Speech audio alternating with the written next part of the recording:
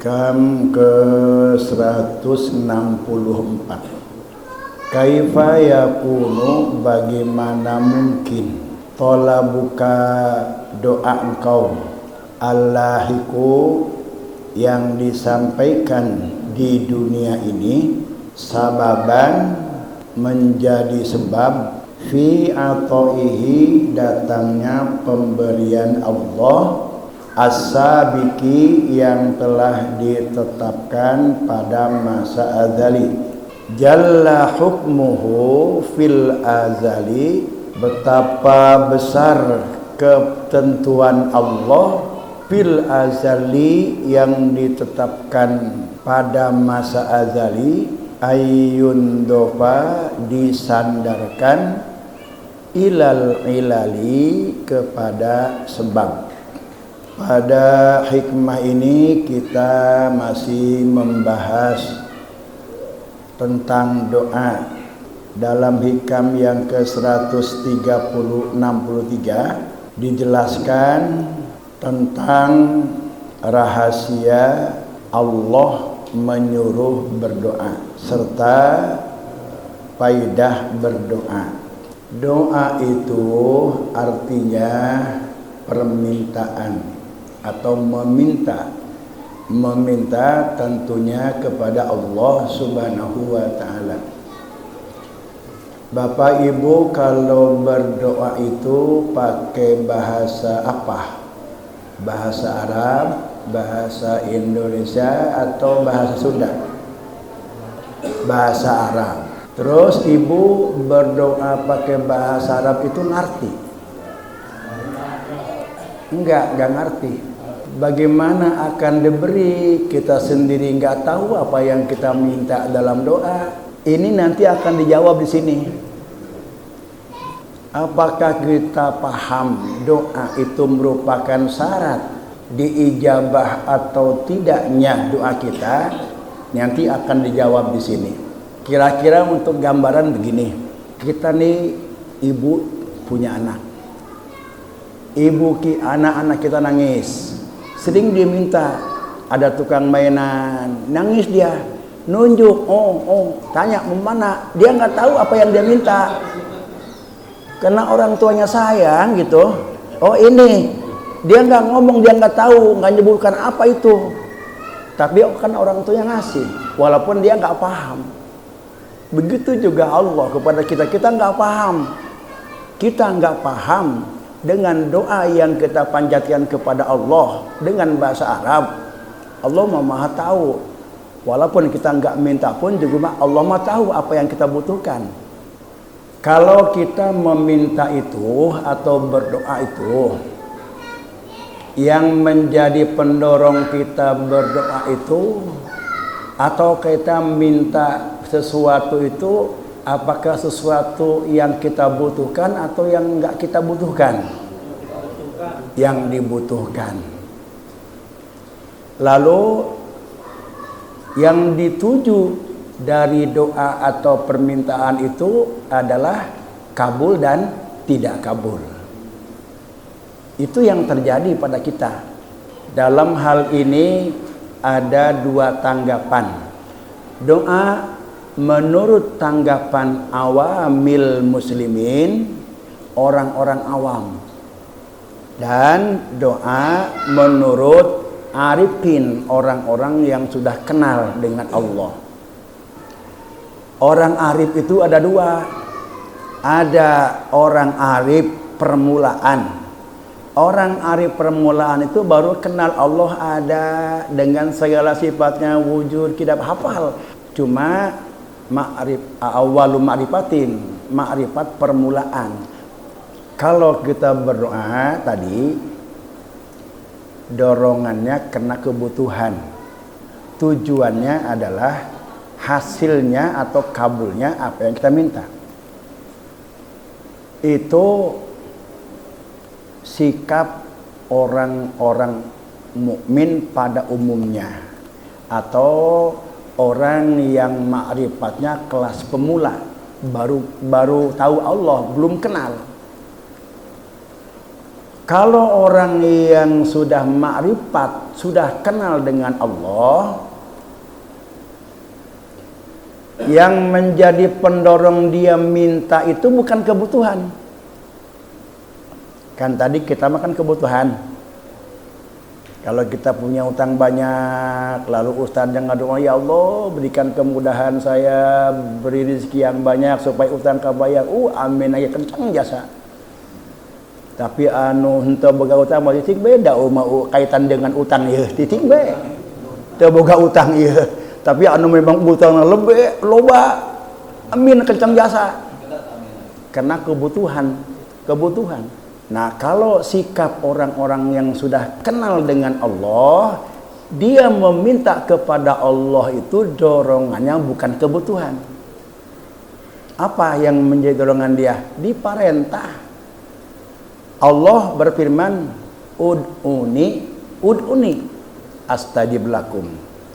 Berdoalah kamu, astajib lakum, akan aku kabulkan. Kenapa engkau berdoa meminta kepada Allah? Karena diperintahku Allah. Lamun teu diperintah mau doa. Satu itu. Kemudian tujuannya apa? Tujuannya bukan kabul, tidak kabul. Tujuannya mengagungkan Allah. Jadi dorongannya itu bukan kebutuhan, tetapi perintah Allah.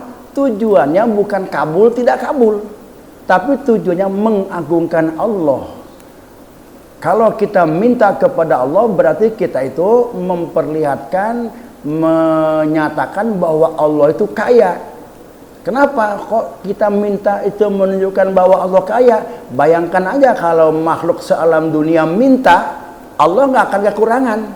Berarti betapa kayanya Allah.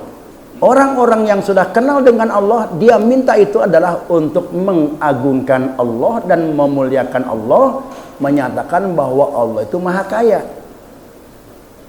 Allah juga menyatakan, ya ayuhan nasu antumul fuqara'u ilallah. Wahai manusia, engkau mah fakir, itu bukan naon. Wallahu ghaniyun hamid. Tapi Allah maha kaya. Nah, itu dalam rangka menyatakan kita itu fakir, Allah maha kaya, berdoa. Orang yang kenal dengan Allah mah begitu. Nah, itulah perbedaan sikap terhadap doa antara orang-orang awam dengan orang-orang yang sudah kenal dengan Allah. Kalau orang-orang awam itu berdoa dorongannya kebutuhan, tujuannya kabul atau tidak kabul.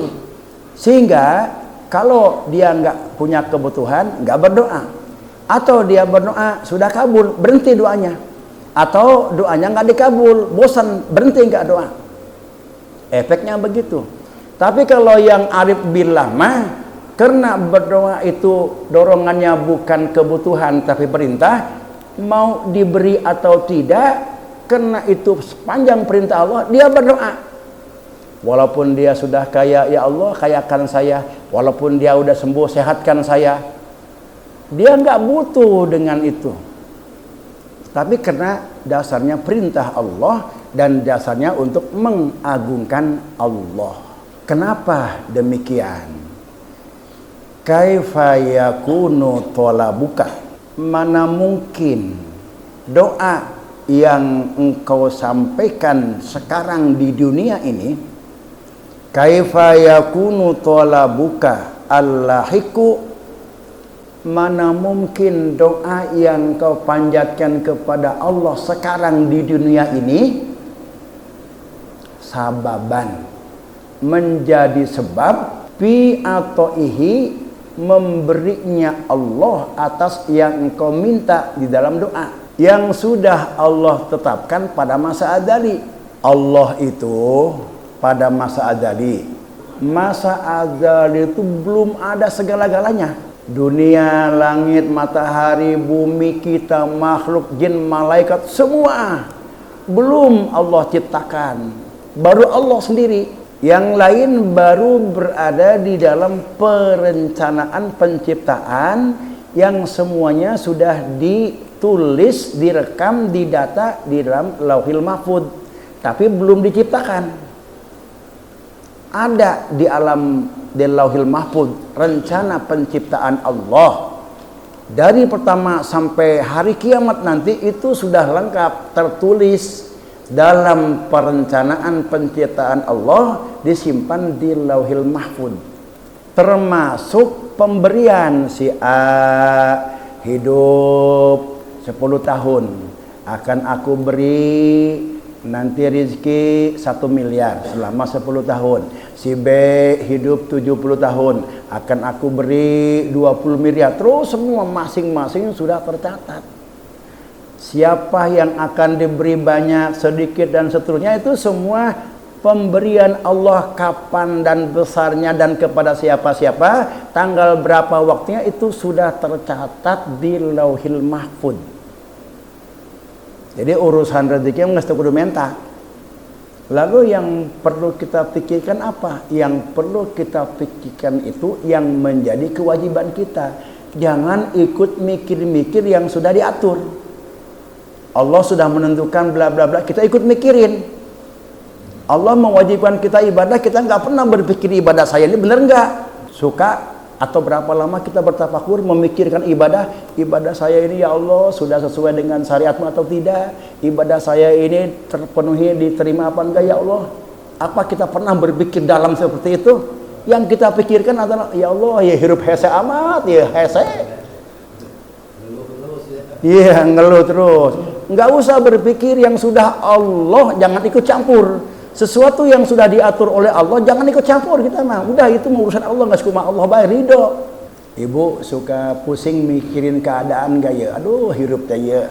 Ya boga salaki ieu ku hese teuing, dagang usaha itu boga nanawan balik ka ieu mah. Aduh, mani hese ngatur duit lagi. Geus ulah mikiran kos kitu. Aya be atuh ku urang atuh di bareng-bareng di dahar eueuh be puasa. Bisa teh urang gitu. Mudah-mudahan ayalah dicukupkan ku Allah Subhanahu wa taala. Allah mah pasti tanggung jawab kepada semua apa yang diciptakan Allah itu. Maka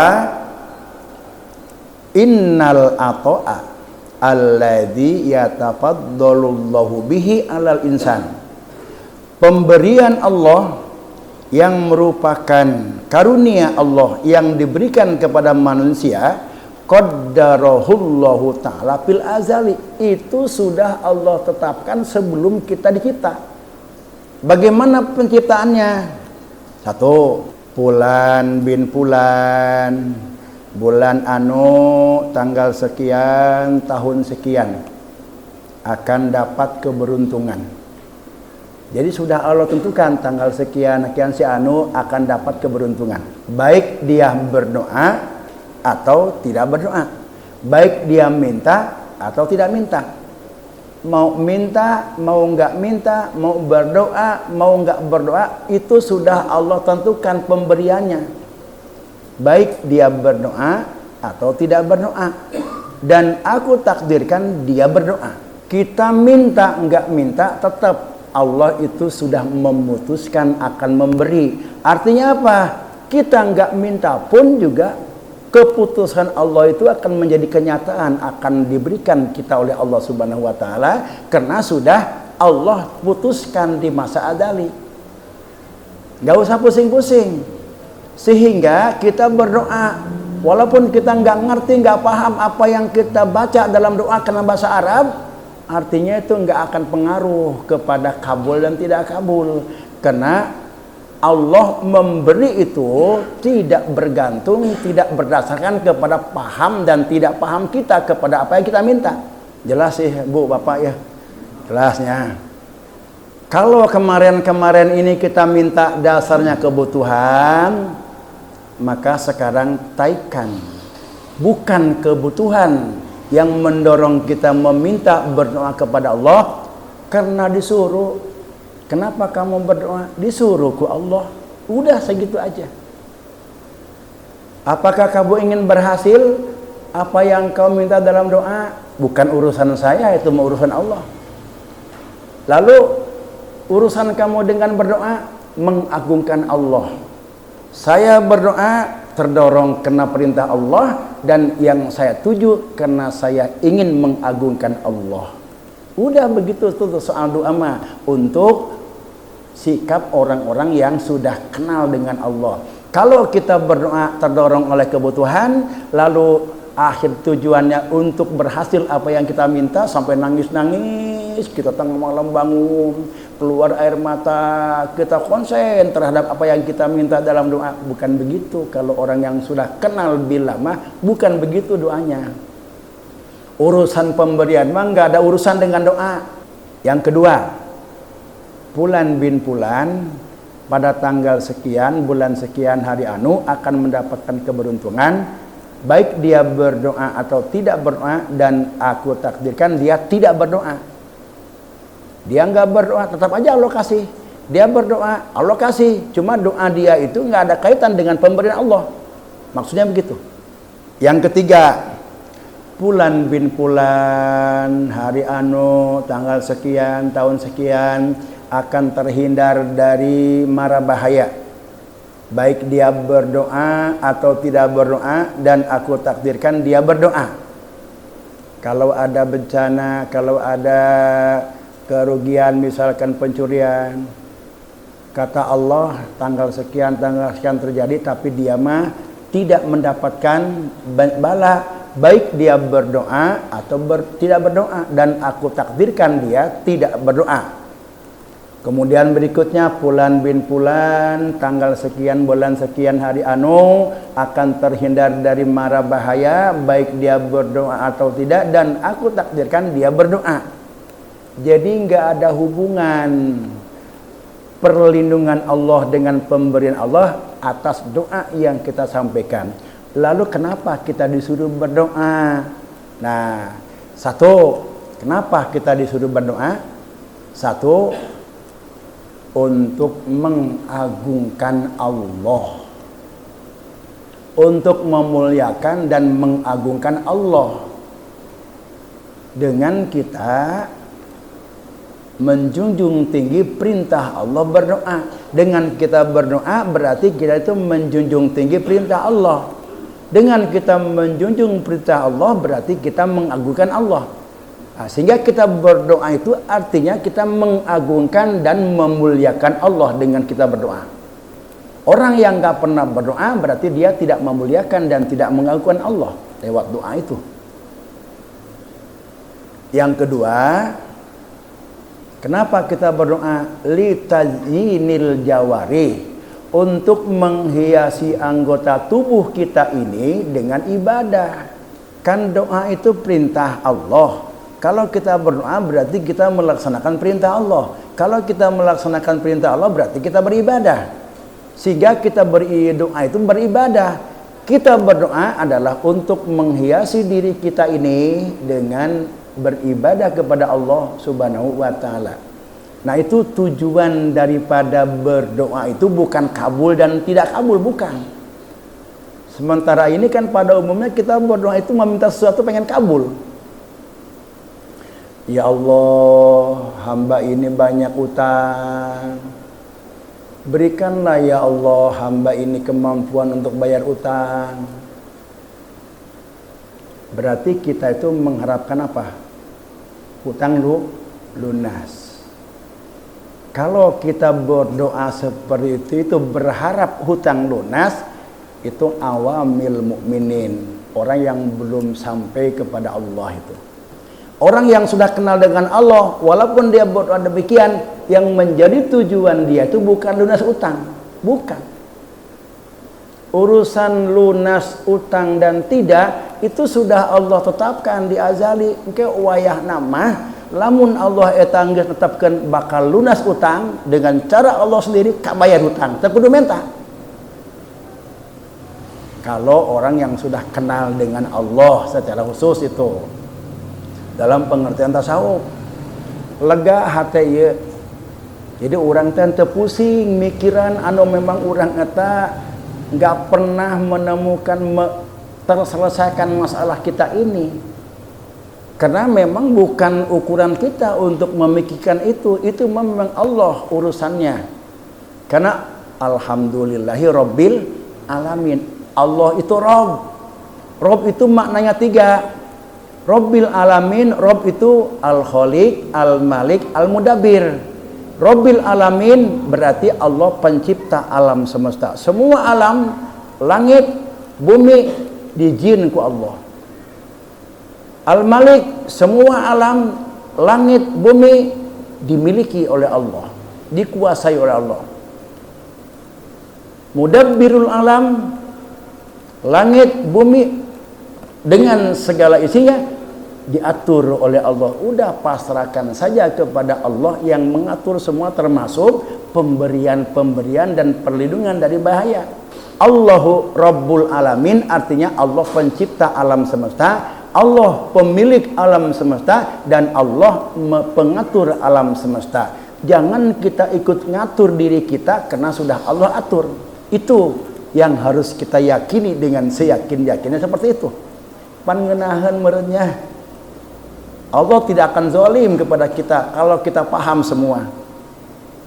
Nah, sehingga padu'aul insan, maka doa manusia Allahikul yauma fi alami dunia yang disampaikan sekarang di dunia ini layas luhu, tidak benar, tidak pantas ayyakuna sababan, menjadi sebab lima qadahu wa qaddarahu, menjadi sebab sesuatu yang sudah Allah tetapkan sebelum tercipta alam ini.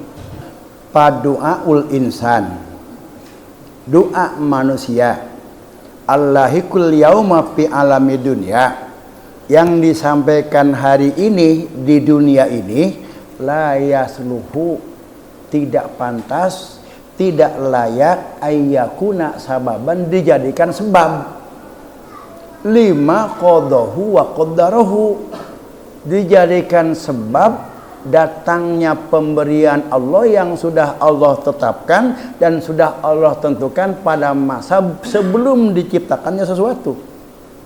Kalau doa itu dijadikan sebab atas pemberian Allah yang sudah Allah tetapkan sebelum kita diciptakan, pemberian Allah yang sudah Allah tetapkan sebelum kita diciptakan itu kan udah pasti diberi, mau diminta atau enggak diminta. Berarti kalau kita menganggap doa ini menjadi sebab datangnya pemberian Allah, artinya sama dengan begini: minum obat dengan sehat. Itu artinya sehat dulu, sehat dulu baru minum obat. Kan biasanya kan kita minum obat dulu baru sehat. Kalau kita menganggap doa itu sebagai sebab terhadap pemberian Allah yang sudah pasti dan Allah tetapkan pada masa azali, berarti seolah-olah kita itu sehat dulu baru minum obat. Kan nggak mungkin kalau kita jadikan sebab. Kalau minum obat itu dijadikan sebagai sebab, li'annas sabab muqaddamun alal musabab. Yang namanya sebab itu harus lebih dulu baru musabab. Minum obat sehat, minum obat sebab sehat musabab. Sebab itu harus lebih dahulu daripada musabab sehat. Berarti minum obat dulu baru sehat. Kalau musababnya sudah Allah tetapkan, kalau dianggap doa itu sebagai sebab, sementara musababnya sudah Allah pastikan, Allah tetapkan sebelum alam tercipta, berarti musabab dulu baru sebab. Artinya sehat dulu baru minum obat. Kan nggak mungkin itu kalau doa itu dijadikan sebagai sebab. Maka janganlah engkau anggap dan janganlah engkau yakini doa ini sebagai sebab atas pemberian Allah. Lalu kenapa Allah nyuruh kita berdoa? Hanya untuk menghiasi badan kita beribadah kepada Allah dan untuk mengagungkan perintah Allah. Sehingga dorongan kita beribadah diperintah ku Allah. Maksudnya mengagungkan dan memuliakan Allah, bukan minta sesuatu dan kabul dan tidak kabul, bukan itu. Kalau dulu kita masih itu, nah ini kita udah menginjak kepada makom yang lebih tinggi lagi, ya. Lalu bagaimana dulu begitu? Ya nggak apa-apa, karena pengetahuan kita baru sampai di situ. Nah sekarang nih ditambah pengetahuannya lebih tinggi lagi, nanti kita berdoa diperintah ku Allah. Lalu jangan bertujuan kabul dan tidak kabul. Itu mah sudah Allah tetapkan sebelum kita tercipta. Kesimpulannya apa, Bu? Janganlah doa dijadikan sebab atas pemberian Allah, bukan terdorong oleh kebutuhan. Kalau ada orang yang beranggapan demikian, doa mah tuh kudu bener-bener orang kudu pase, kudu ngarti, karena doa anu dibaca ku urang lamun teu ngarti atuh kumaha urang Allah ada kabul. Keun bae eta mah untuk sikap orang-orang pemula atau awamil muslim teu naon mungkin ilmuna karak dirinya keneh pemula.